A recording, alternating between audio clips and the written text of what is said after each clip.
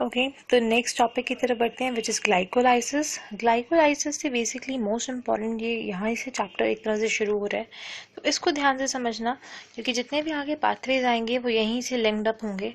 तो glycolysis basically है क्या? ग्लाइकोलाइसिस के हमने लास्ट वीडियो में जो पढ़ा वो था कि जितने भी लिविंग ऑर्गेनिजम्स हैं वो जब उनके पास एक एंजाइमेटिक मशीनरी होती है जिसकी हेल्प से वो पार्शियली ऑक्सीडाइज करते हैं ग्लूकोज को, ठीक है, in the anaerobic condition that is without the help of oxygen.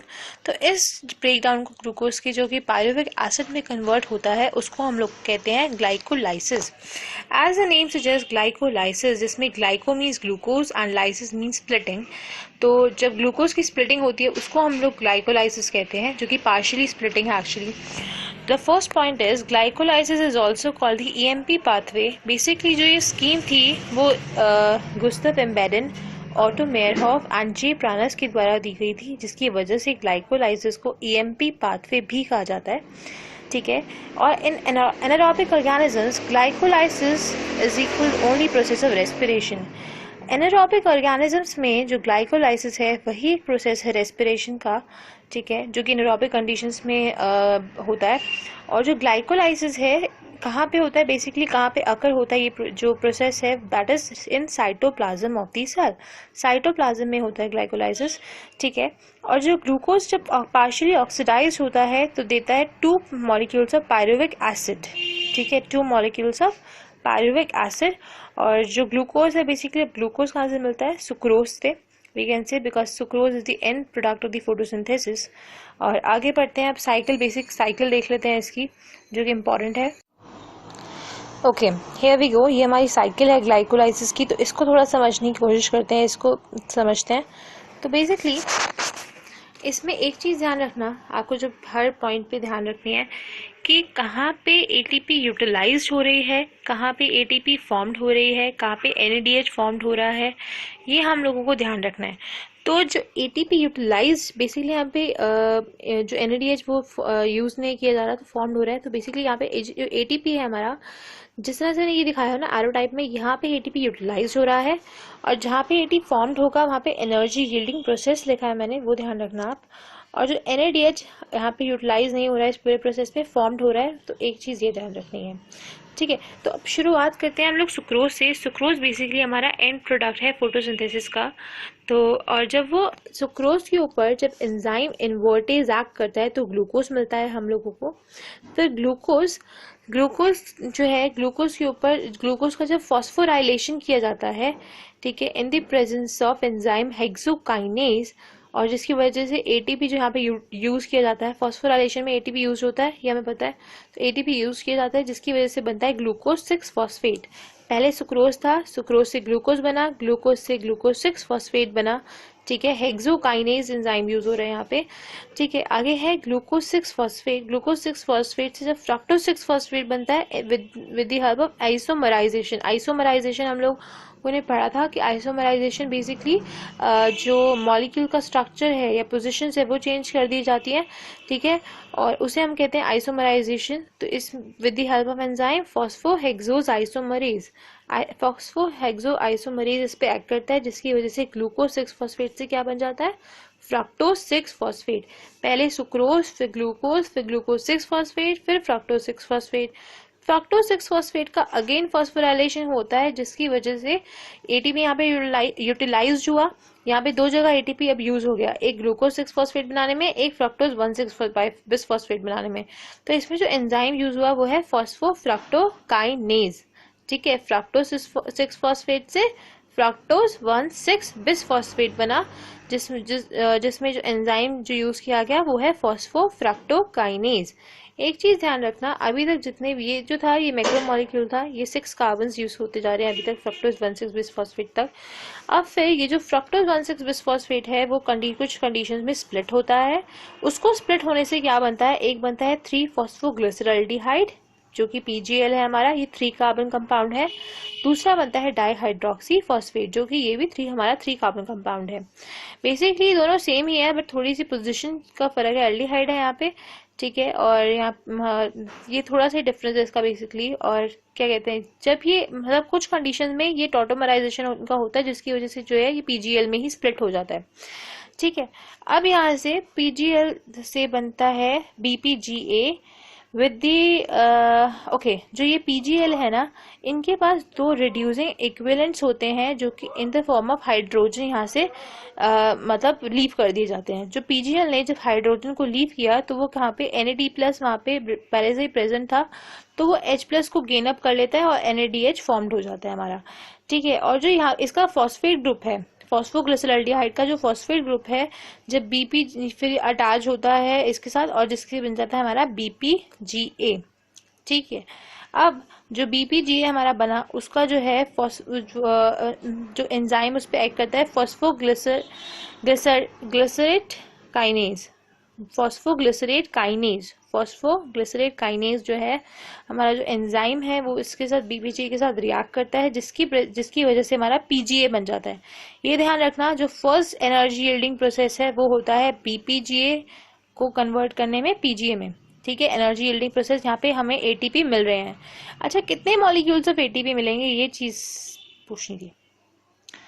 1 और 2, दैट इज 2 ATPs हमारे यहाँ पे फॉर्म हो रहे हैं बिकॉज यहाँ पे 2 मॉलिक्यूल्स हैं। एक बीपीजीए से एक ATP, तो 2 से मिलेगा हमें कितने, 2 ATPs। ठीक है। बिकॉज यहाँ पे जो 3 कार्बन कंपाउंड था, यहाँ पे 2 कैसे आ गए, ये जो है इसका टॉटोमराइजेशन हुआ तो ये पीजीएल में कन्वर्ट हुआ जिससे हमारा बीपीजीए बन गया। ठीक है। अब जो बीपीजीए से पीजीए बना तो उसमें एनर्जी यील्डिंग प्रोसेस था हमारा। अब पीजीए जो है वो फॉस्फोग्लिसरेट में कन्वर्ट होता है बाय द एंजाइम फॉस्फोग्लिसरेट म्यूटेज। ठीक है। फॉस्फोग्लिसरेट में ग्लिसरिक एसिड पीजीए जो है हमारा फॉस्फोग्लिसरेट म्यूटेज में कन्वर्ट होता है, सॉरी फॉस्फोग्लिसरेट म्यूटेज की हेल्प से फॉस्फोग्लिसरेट में कन्वर्ट होता है। ठीक है। और फिर जो फॉस्फोग्लिसरेट है एनालेज एंजाइम उसको आगे कैटलाइज करता है जिसकी वजह से पेप बनता है, फॉस्फोनिल पायरुवेट बनता है हमारा। ठीक है। यहाँ पे एक एटीपी यूटिलाइज भी किया जा रहा है और यहाँ पे एनर्जी फॉर्म भी हो रही है। ये ध्यान रखना, फॉस्फोनिल पायरुवेट जब पायरुविक एसिड कन्वर्ट होता है तो उसमें एक एटीपी यूटिलाइज भी किया जाता है और साथ के साथ वहां पे एक मिनट, एटीपी यूटिलाइज कहाँ पे हुआ, यहाँ पे आई एम रियली सॉरी, यहाँ पे गलती से मैंने बोल दिया, ये एटीपी यहाँ पे यूटिलाइज नहीं होगा। एनर्जी यील्डिंग प्रोसेस है, एटीपी यहाँ पे फॉर्म्ड होता है ओनली।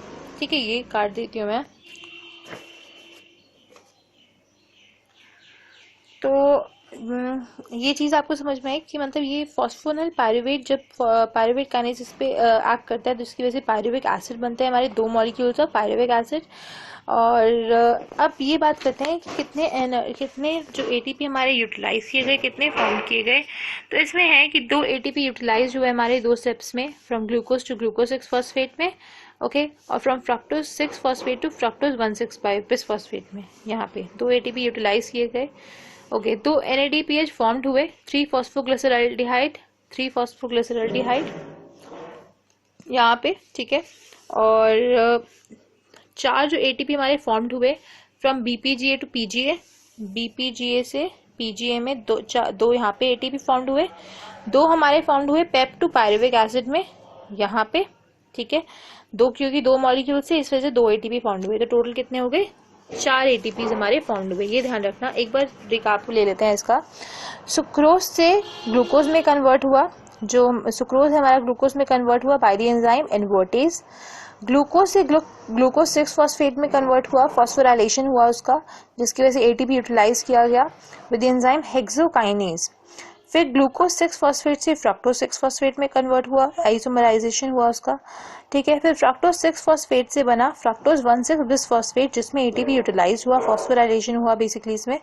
अब फ्रक्टोज 1,6 बिस फॉस्फेट जब स्प्लिट हुआ पीजीएल में और डाईहाइड्रोक्सी फॉस्फेट में, तो बेसिकली पीजीएल और डाईहाइड्रोक्सी फॉस्फेट का जब टॉटोमराइजेशन किया गया तो बेसिकली जो डाईहाइड्रोक्सी फॉस्फेट है हमारा वो पीजीएल में कन्वर्ट हो गया। ठीक है। अब जो पीजीएल है जब वो बीपीजीए में कन्वर्ट हुआ तो उसमें एक एनएडीएच फॉर्म हुआ। ये कैसे, ये कॉन्सेप्ट ध्यान से समझना। जो पीजीएल में कुछ रिड्यूसिंग इक्विवेलेंट्स होते हैं जो कि in the form of hydrogen leave कर दिए जाते हैं, वो क्या करता है एनएडी प्लस ले लेता है, जिसकी वजह से एनएडीएच फॉर्म हो जाता है। अब जो इसका फॉस्फेट ग्रुप है जब एक्ट करता है तो बिस फॉस्फोग्लिसरिक एसिड बीपीजीए हमारा बन जाता है। बीपीजीए से पीजीए वाला पहला हमारा एनर्जी यील्डिंग प्रोसेस है, ठीक है, जो कि एंजाइम फॉस्फोग्लिसरेट काइनेज की हेल्प से होता है। फिर फॉस्फोग्लिसरिक एसिड पीजीए जो हमारा है वो फॉस्फोग्लिसरेट में चेंज हो जाता है। फिर जो फॉस्फोग्लिसरेट है वो फॉस्फोनिल पायरुवेट में चेंज होता है। यहाँ पे भी एटीपी हमारा एनर्जी बन रहा है, फॉर्म्ड हो रहा है, ठीक है। और फिर पायरुविक एसिड, 2 मॉलिक्यूल्स हमारे पायरुविक एसिड के मिल जाते हैं। बेसिकली ये पूरी कंडीशन नहीं आती है, कुछ चीजें इसमें से पूछी जाती है जो कि इंपॉर्टेंट है। द थिंग इज ग्लाइकोलाइसिस की जो एंड प्रोडक्ट है वो क्या है, 2 मॉलिक्यूल्स ऑफ पायरुविक एसिड। कितने एटीपी इसमें यूटिलाइज किए गए, कितने फॉर्म्ड हुए, कितने एनएडीपीएच फॉर्म्ड हुए, ये मेन आता है, ठीक है। तो आगे बढ़ते हैं नेक्स्ट। ओके, तो बेसिकली अब जो ग्लाइकोलाइसिस का की प्रोडक्ट हमारा क्या आया, पायरुविक एसिड। तो बेसिक जो पायरुविक एसिड है वो अलग अलग सेल डिफरेंट वेज से उसको हैंडल करते हैं। जैसे कि जो पायरुविक एसिड है बेसिकली इसके 3 वेज बताए गए, एक है लैक्टिक एसिड फॉर्मेशन, दूसरा है अल्कोहल फॉर्मेंटेशन, तीसरा है एरोबिक रेस्पिरेशन। तो जो pyruvic acid, lactic acid fermentation क्या है, अल्कोहल फॉर्मेंटेशन क्या है और एरोबिक रेस्पिरेशन क्या है, हम धीरे धीरे समझेंगे। बेसिकली जो फॉर्मेंटेशन है हमारा वो होता है एनारोबिक कंडीशंस में, ठीक है, और ज़्यादातर प्रोकैरियोट्स और यूनिसेलुलर यूकैरियोट्स में होता है फॉर्मेंटेशन, ठीक है। फॉर्मेंटेशन के बारे में हम लोग पढ़ लेते हैं। हम लोग फॉर्मेंटेशन में है 2 तरह का होता है, एक है अल्कोहल फॉर्मेंटेशन, एक है lactic acid fermentation. Alcohol fermentation basically east का एक एग्जाम्पल दिया हुआ है, ईस्ट में होता है जो, जिसमें पायरुविक एसिड जब CO2 और इथेनॉल में कन्वर्ट होता है उसको हम लोग कहते हैं alcohol fermentation with the help of enzyme pyruvic acid decarboxylase and alcohol dehydrogenase. ये हमारा अल्कोहल फॉर्मेंटेशन था। दूसरा है लैक्टिक एसिड फर्मेंटेशन जो कि कुछ बैक्टीरियाज में होता है, और अगर हम लोग एनिमल सेल्स की बात करें तो मसल सेल्स में बेसिकली होता है ड्यूरिंग द एक्सरसाइज। एक्सरसाइज के दौरान हम लोग को ये पता है कि ऑक्सीजन की लिमिटेशन हो जाती है जिसकी वजह से लैक्टिक एसिड फॉर्म्ड होता है बाय द लैक्टेट डिहाइड्रोजनेज। ये हमारा लैक्टिक एसिड फॉर्मेशन है, फर्मेंटेशन है, ठीक है। जो आगे है वो है कि in both the processes NADH is reducing agent which is reoxidized to NAD+। Okay, ये दोनों ही जो प्रोसेसेस में जो NADH है वो रिड्यूसिंग एजेंट है हमारा, जो कि H+ लीव करके क्या कहते हैं रीऑक्सीडाइज हो जाता है NAD+ में, ठीक है। और एक चीज जो फर्मेंटेशन क्यों इतना बेसिकली प्रोसेस हमारे काम का नहीं है, ये क्वेश्चन की फॉर्म में एनसीईआरटी में दिया हुआ है। 2 चीजें हैं बेसिकली जो इनके एंड प्रोडक्ट्स है, इथेनॉल और लैक्टिक एसिड, दोनों ही हमारे हजार्डस हैं, कुछ काम के नहीं आते और हजार्डस है हमारी हेल्थ के लिए। दूसरा कि जो हमें एनर्जी चाहिए बेसिकली डेली एक्टिविटीज को आगे काम करने के लिए और लाइफ प्रोसेस को आगे बढ़ाने के लिए, वो जो एटीपी जो हमें बेसिकली चाहिए वो हमें नहीं मिल पाती है इन दोनों प्रोसेस से, ठीक है, फर्मेंटेशन के इससे। तो ये एक तरह से हमारे लिए मतलब यूजलेस प्रोसेस है, ठीक है।